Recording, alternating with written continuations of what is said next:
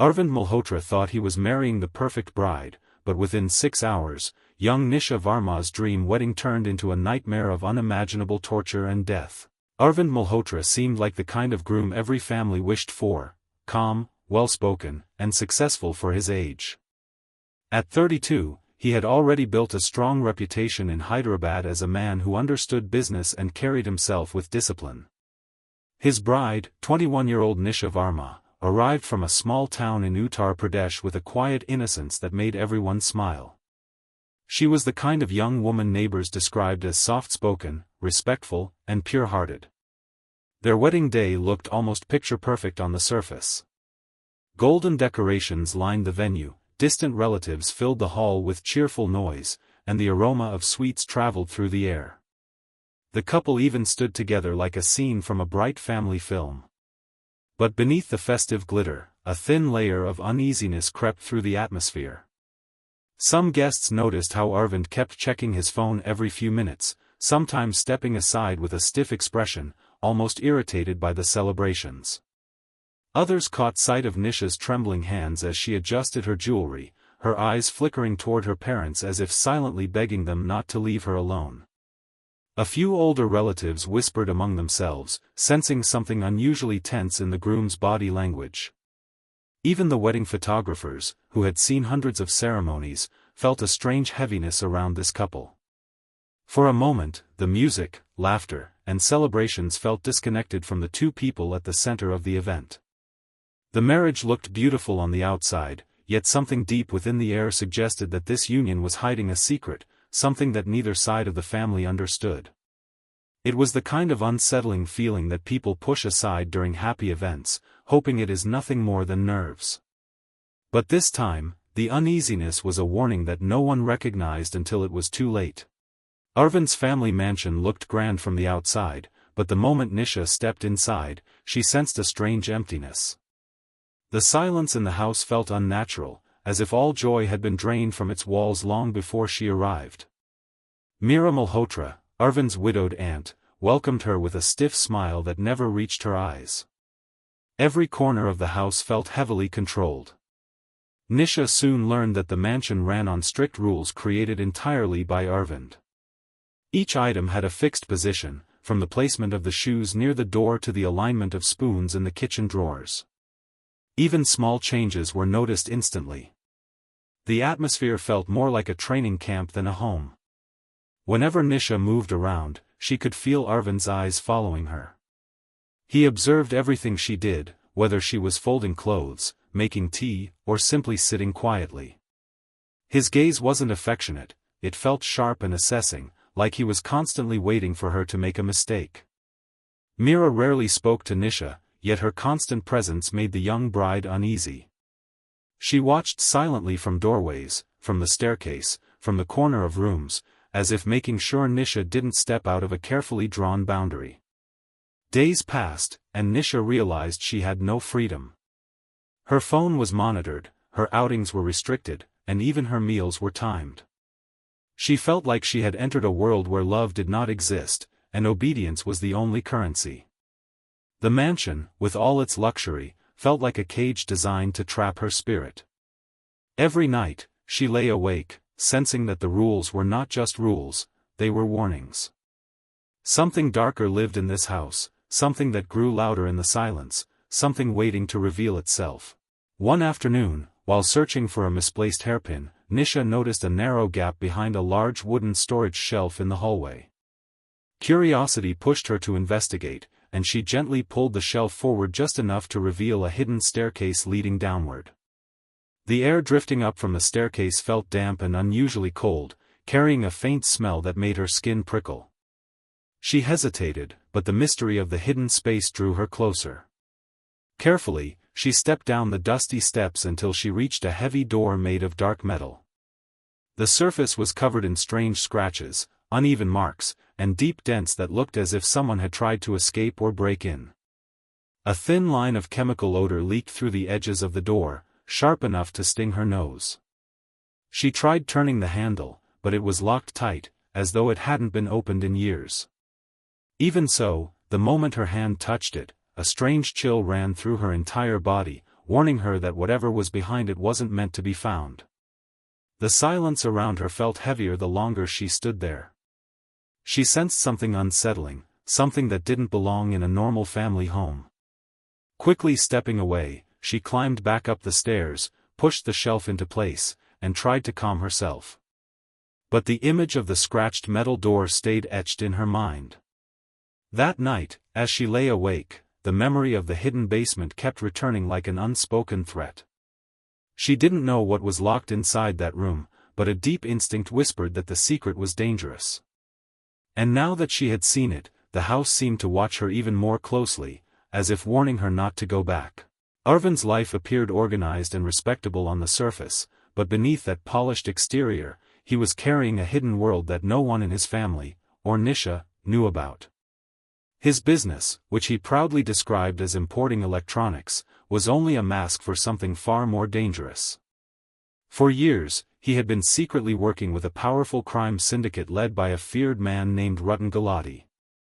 Arvin managed illegal money transfers across borders, using fake companies and manipulated accounts to move large sums without attracting attention.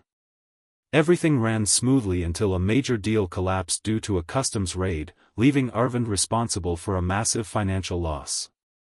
The syndicate demanded repayment, and Rutan's threats grew harsher with each passing week. Trapped by fear and desperation, Arvin looked for a way to recover the money quickly. When he learned about the Varma family's inherited farmland and valuable properties, he saw an opportunity. The marriage to Nisha was never a romantic decision, it was a calculated strategy. Her father had quietly agreed to transfer certain assets after the wedding, believing he was helping his daughter start her new life with stability. Arvin pretended to be the perfect son-in-law, hiding his true intentions behind charm and discipline. Inside, he was counting the days until he gained full control over the property documents. The pressure from Rutan intensified, and Arvin's calm personality started cracking. His obsession with control grew stronger, shaping the strict environment inside the mansion. Every rule, every silent stare, every monitored step was fueled by the fear of losing everything: his business, his reputation, and possibly his life. The marriage was nothing more than a transaction for him, a desperate attempt to escape the syndicate's grip, even if it meant destroying Nisha's life in the process. Samarjit, a freelance photographer hired for the wedding, had captured thousands of images that day, most of them ordinary moments of celebration. But while sorting through the photos later, he paused at one particular frame that felt out of place. In the background of a group picture, Arvind was seen discreetly handing a small envelope to a man dressed in a black suit. The exchange looked intentional, almost too coordinated to be innocent. Samar zoomed in, his instincts as an investigative blogger awakening. Over the years, he had developed a habit of digging into unusual details, and this moment triggered that familiar curiosity. He searched online for information about Arvin's business and found financial records that didn't match his public claims. Multiple company names appeared under Arvin's profile, most of them recently registered and showing large incoming transfers without any clear operational activity. These findings pushed Samar to dig deeper. He cross-checked Arvin's social media posts, trade licenses, and past travel records, noticing a pattern of short trips to locations flagged for suspicious financial activity. Each new discovery created a stronger sense that Arvind was hiding something serious. The wedding envelope exchange was likely not a harmless gesture but part of a larger scheme unfolding behind the scenes. Samar felt an unusual responsibility to uncover the truth, especially since Nisha appeared uncomfortable in many of the photos. The contrast between the bright wedding decorations and the tension captured in a few unguarded moments made him uneasy. What started as simple curiosity had now turned into a personal investigation, one that Samar felt compelled to pursue even though he had no idea how dangerous the path ahead would become. Nisha's fear grew quietly but steadily, spreading through her days like a shadow she could never step out of. Small discoveries around the house began unsettling her more than she wanted to admit. She found torn receipts hidden in drawers, showing large purchases of medical supplies and chemicals she didn't recognize. Plastic wrappers from equipment she had never seen before were stuffed behind furniture. In Arvin's study, she once noticed a stack of foreign currency notes half covered by papers, but the moment she tried to look closer, Arvin appeared behind her as if he had been watching the entire time. Her movements became more restricted after that incident. Her phone was constantly checked, her calls to her parents were limited to brief conversations under supervision, and her attempts to go outside were met with excuses about safety, timing, or family expectations.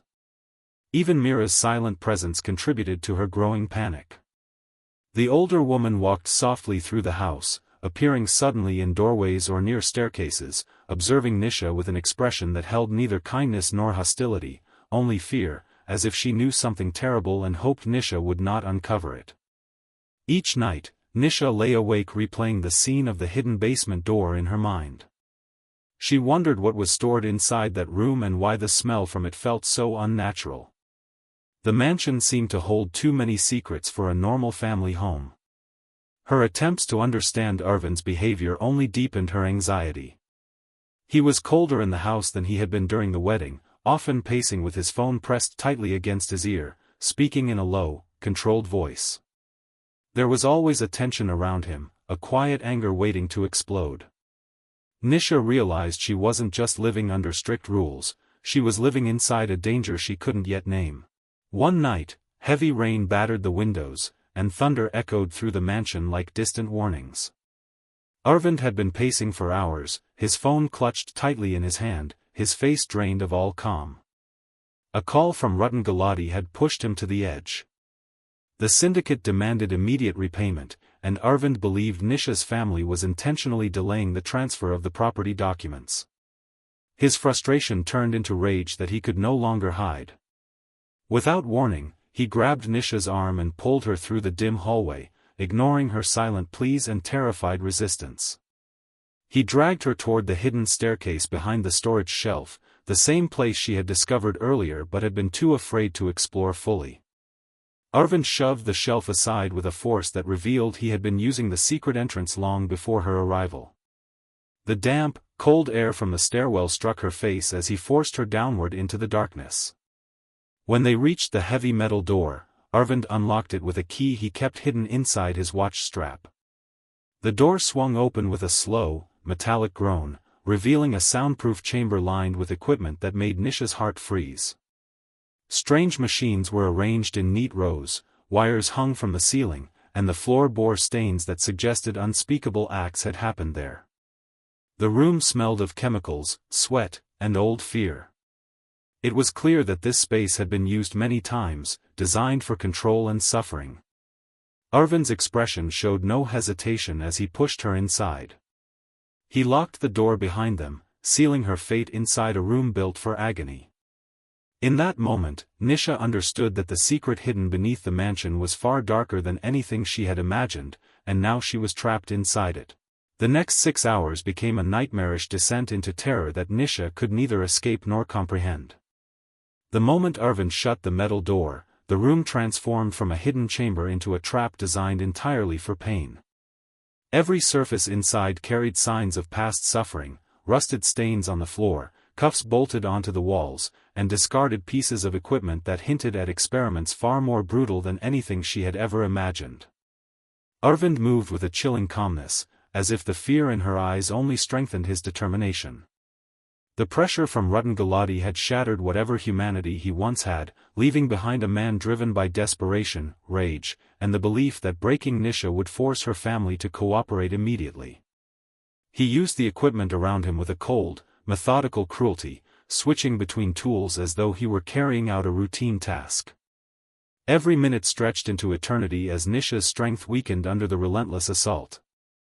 She tried to cling to hope, but the room was designed to smother any chance of rescue. The walls were thick and soundproof, trapping every cry within the confines of that steel prison. Mira remained frozen upstairs, too terrified to intervene, fully aware that Arvin's violence had crossed unthinkable limits. The storm outside grew louder, yet none of its noise reached the basement. Time lost all meaning as Nisha's injuries worsened, her body giving in to shock and exhaustion. Arvin's fury only subsided when he realized she was no longer responding. Her body lay motionless on the cold floor, the life slowly slipping away. In the final moments, the room fell into a heavy stillness as Arvin stepped back and faced the horrifying truth. His plan had spiraled beyond control, and the 6-hour torment had ended in a silent, irreversible tragedy.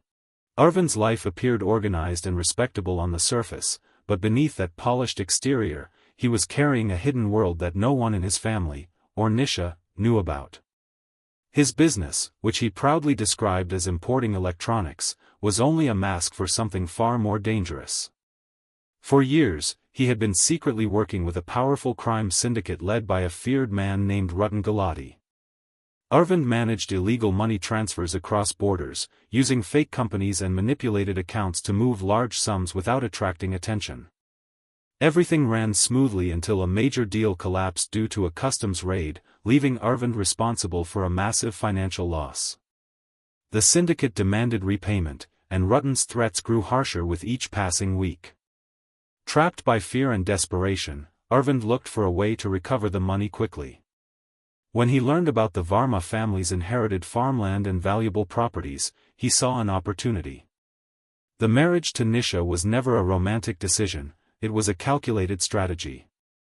Her father had quietly agreed to transfer certain assets after the wedding, believing he was helping his daughter start her new life with stability. Arvin pretended to be the perfect son-in-law, hiding his true intentions behind charm and discipline. Inside, he was counting the days until he gained full control over the property documents. The pressure from Ruttan intensified, and Arvin's calm personality started cracking. His obsession with control grew stronger, shaping the strict environment inside the mansion. Every rule, every silent stare, every monitored step was fueled by the fear of losing everything: his business, his reputation, and possibly his life. The marriage was nothing more than a transaction for him, a desperate attempt to escape the syndicate's grip, even if it meant destroying Nisha's life in the process. Arvin tried to flee the mansion as soon as Samar discovered Nisha's body, but the sound of approaching sirens stopped him in his tracks. Police officers, alerted earlier by Samar's online tips and investigation into Arvin's suspicious financial activity, arrived just in time to prevent his escape. They found him pacing frantically near the main gate, still in disbelief at how quickly his carefully constructed plan had unraveled. Inside the house, investigators documented every detail: the locked basement door, the soundproof torture chamber, the stains and equipment used, and the countless signs of premeditation. Forensic experts confirmed that Nisha had been subjected to extreme cruelty for 6 hours, her injuries consistent with prolonged physical abuse. Further investigation revealed links between Arvin and several other disappearances connected to Ruttan Galati's syndicate. The evidence exposed not only Arvin's double life but also the broader criminal network he had become entangled with, implicating Ruttan and several accomplices. Mira, shaken but cooperative, provided statements that helped the authorities understand how the mansion had become a prison for Nisha, and how fear had silenced everyone who might have intervened. News of the case shocked the nation, highlighting the dangers hidden behind the facade of wealth and respectability. Nisha's death became a grim reminder that appearances can be deceiving and that control and obsession can hide unimaginable cruelty. The mansion, once a symbol of status and power, was now a crime scene etched into the memory of everyone who heard the story. Her life, cut tragically short within 6 hours of her wedding, forced authorities, families, and society at large to reflect on the vulnerabilities of young brides and the hidden horrors that can lurk behind closed doors. The story ended not with justice alone, but with a haunting silence that echoed the life of a bride whose dreams were destroyed by deception, fear,